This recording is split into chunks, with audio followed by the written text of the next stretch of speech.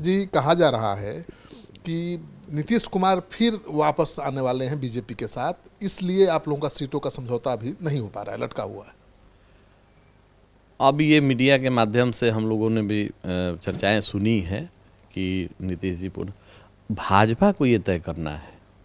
आज बिहार में जो अराजकता की स्थिति है उसके लिए कहीं ना कहीं माननीय मुख्यमंत्री नीतीश कुमार जी जिम्मेवार हैं और जनता उनसे आक्रोशित है।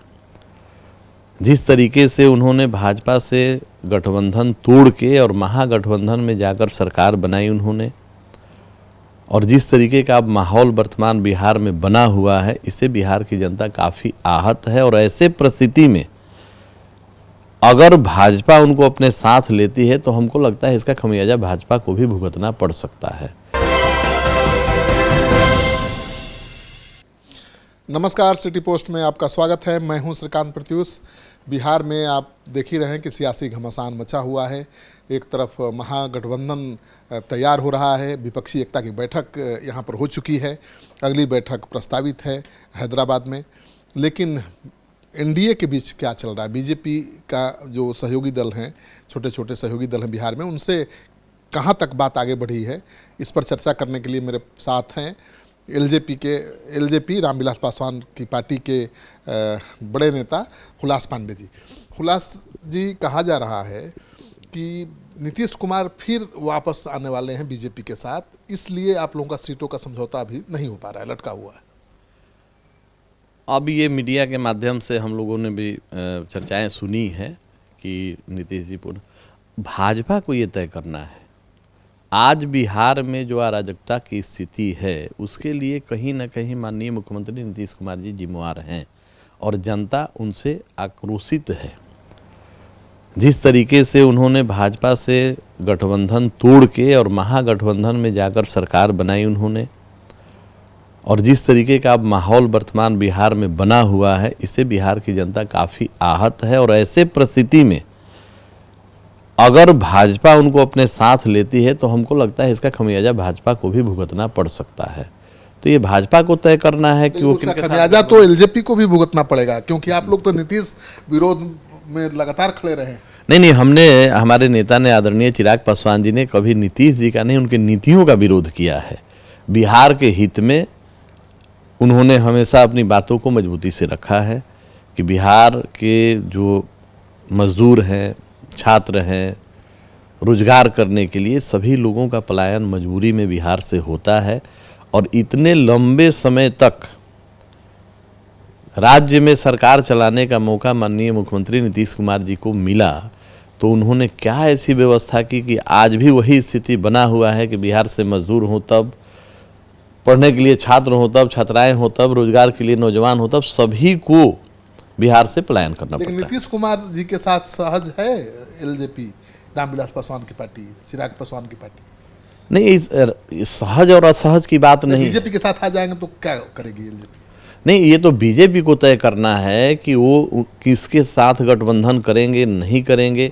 और उसी तरह हमारी पार्टी लोक जनशक्ति पार्टी रामविलास के राष्ट्रीय अध्यक्ष आदरणीय चिराग पासवान जी को भी अपना अधिकार है कि जो उनकी नीतियों के साथ, सिद्धांतों के साथ, बिहार फर्स्ट और बिहारी फर्स्ट के साथ जो बात करेंगे उन्हीं के साथ समझौता होगा और गठबंधन होगा। बड़ा स्पष्ट रूप से उन्होंने। नीतीश जी आएंगे बीजेपी के साथ तो एलजेपी दूर जा सकती है बीजेपी से?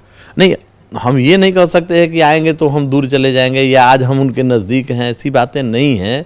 हमारा सिर्फ और सिर्फ ये कहना है कि सात निश्चय के साथ हमारा कभी समझौता नहीं हो सकता है।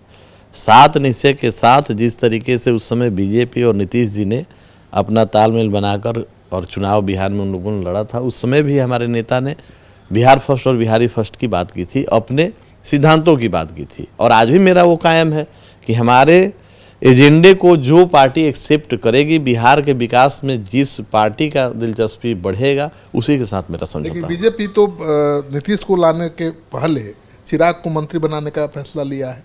मोदी कैबिनेट में कभी भी चिराग शामिल हो सकते हैं।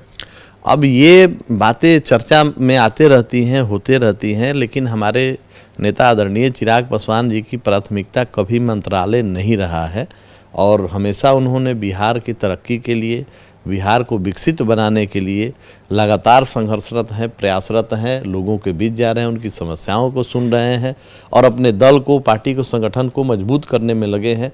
और जहाँ तक मेरा मानना है, आप भी जानते हैं कि ये तो प्रधानमंत्री जी के अधिकार क्षेत्र का मामला बनता है कि प्रधानमंत्री जी कब किसको कैबिनेट में रखेंगे और कब किसको कैबिनेट से बात करेंगे। चिराग को ऑफर मिलेगा तो शामिल हो जाएंगे या इनकी भी शर्त है कि पहले सीटों का बंटवारा हो जाए तब होंगे? नहीं, निश्चित रूप से हमारे लिए बिहार में अपना बिहार फर्स्ट, बिहारी फर्स्ट के साथ ही समझौता होना है। और जब तक हमारे सीटों का, जब तक सिद्धांत के बाद सीटों का जब तक फाइनलाइज नहीं हो जाता है, तब तक ओथ लेने का कोई प्रश्न नहीं है। नहीं। तो अभी कितनी सीटों पर आपकी पार्टी चाहती है? पिछले चुनाव में तो 6+1 था राज्यसभा का, उतनी ही सीटें चाहती है और या ज़्यादा डिमांड है या कम पर भी बात बन सकती है? नहीं नहीं, अब देखिए, समझौते का एक नीति है और समझौते में भी बहुत सारी चीज़ें जब आप बैठते हैं एक दूसरे के सामने तो वहाँ तय होता है। इसमें कोई आप डेडलाइन बना के नहीं रखते हैं कि नहीं यही चीज़ें होंगी। आप लोग इंतजार है कि बीजेपी बुलाएगी बातचीत के लिए? अभी तक बुलाई नहीं। बातचीत छोटे स्तर पर कभी कभार होते भी रही है। खास करके जब आपने देखा होगा कि बिहार में बीजेपी जब उपचुनाव लड़ रही थी, उस समय लिखित रूप से हमारे नेता से उन्होंने समर्थन मांगा था, आग्रह किया था। और ऐसे अनेकों बिल लोकसभा में जब रखा गया भाजपा के द्वारा, तो जो देश हित में था उसमें हमारे बात किससे चल रही है? नड्डा से या अमित शाह से? नड्डा जी से चल रही है, खबर है हमारे पास जो। नहीं, अब व्यक्तिगत रूप से हम किसी एक व्यक्ति का नाम नहीं रखेंगे, लेकिन हाँ, भाजपा के कोई भी बड़े नेता हमारे नेता के संपर्क में हैं और उनसे उनकी बातें होती हैं। जेडीयू में टूट की बात भी कही जा रही है कि जेडीयू, नीतीश कुमार बीजेपी के साथ नहीं आते हैं तो बीजेपी जेडीयू को तोड़ देगी। अब बीजेपी तोड़ देगी कि स्वयं अपने उनके जो अपने विधायक हैं, जो उनके अपने सांसद हैं, जो जेडीयू से भाजपा के अलायंस में चुनाव जीत कर आए हैं। बड़ी गंभीर बात है कि जो विधायक और जो माननीय सांसद भाजपा के साथ अलायंस में चुनाव जीत कर आए हैं, नीतीश जी के वर्तमान गठबंधन से असहज हैं, उनकी अपनी सीटें सुरक्षित नहीं दिखाई देती हैं और जो बिहार का परिदृश्य बना है उसमें और वो अपने आप को सुरक्षित महसूस करते हैं। तो ऐसे उनके जितने भी मैक्सिमम जो सांसद हैं, माननीय विधायक हैं, सब लोग अपने सीटों की सुरक्षा के लिए वो चाहते हैं कि हम भाजपा में हो, लोजपा में हो या वैसे घटक दलों में अपना संपर्क बनाए हुए हैं। हम लोगों से भी बात होते रहती है कि हम अपने सीटों को सुरक्षित करें और बिहार के विकास में अपना योगदान दें। नीतीश कुमार अपने विधायकों से, सांसदों से 1-to-1 मीटिंग कर रहे हैं, इसको कैसे देखती है आपकी पार्टी? ये तो देखिए, माननीय मुख्यमंत्री जी को अपने पार्टी को बचाने के लिए उनको लगता है कि उनकी पार्टी टूट सकती है और उधर से तेजस्वी जी का भी दबाव है, जो राजद के लोग हैं, सत्ता को हथियाने के लिए एड़ी चोटी किए हुए हैं। तो उधर से दबाव होगा माननीय मुख्यमंत्री जी को कि अब हमको सत्ता सौंप दीजिए, विपक्षी एकता की बिहार में बैठक आप करा लिए, आपका प्रस्ताव हो गया, आप कोऑर्डिनेटर बन रहे हैं। तो ऐसे में हमको लगता है कि राजद के नेताओं के द्वारा ये कोशिश किया गया होगा कि अब सत्ता का हस्तांतरण हो, तेजस्वी जी को मुख्यमंत्री मान लीजिए। और इस दबाव को खत्म करने के लिए माननीय मुख्यमंत्री जी ऐसा रणनीति रचे होंगे कि हम अपने सभी सांसद विधायकों को बुलाकर और एक मैसेज दे दें कि हमारे सांसद और विधायक आपके नाम पर तैयार नहीं है। तेजस्वी को मुख्यमंत्री नहीं बनने देंगे नीतीश कुमार? अगर उनको तेजस्वी को मुख्यमंत्री बनाना होता तो फिर वहाँ जाकर मुख्यमंत्री क्यों ओथ लेते? वहाँ गठबंधन करते, उसी दिन ओथ दिलवा देना चाहिए था तेजस्वी यादव जी को। लेकिन उनको एन केन प्रकरण अपने गद्दी के लिए, अपने राज्य सत्ता के लिए जो रणनीति बनानी हो बनाएंगे और मुख्यमंत्री वो बने रहना चाहते हैं। बीजेपी का क्या ऑफर है? आप लोगों को क्या सुनाई दिया है? क्या ऑफर है नीतीश कुमार को? अब बीजेपी के नेता बताएंगे इसके बारे में बेहतर, मीडिया के माध्यम से और स्रोतों से। हम लोगों को तो यही जानकारी होते रहती है कि नीतीश जी जब जब संकट में पड़ते हैं तो गठबंधन बदलने की बात करते हैं और प्रयास करते हैं कि किसी भी तरीके से मुख्यमंत्री बने रहें। और ऐसे में भाजपा उनको लेगी कि नहीं लेगी ये भाजपा को तय करना है। लेकिन मेरा व्यक्तिगत रूप से ये मानना है कि ऐसे परिस्थिति में बिहार की जनता जो आक्रोशित है नीतीश कुमार जी को लेकर, ये आक्रोश जो उनके साथ जाएगा उनको झेलना पड़ेगा। लेकिन हरिवंश सिंह मिले हैं नीतीश कुमार से, इसको भी देखा जा रहा है कि बीजेपी नीतीश कुमार के बीच दोस्ती से जोड़ा जा रहा है। हरिवंश जी का हमने खबर देखा है कि हरिवंश जी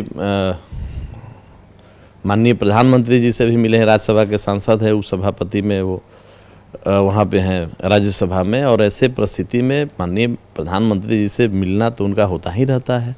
और चूंकि जेडीयू से है, अब जेडीयू से हैं तो आकर उन्होंने माननीय मुख्यमंत्री जी से भी मुलाकात की है, जैसे कि, और उनके माननीय सांसद और विधायक उनसे मिले हैं।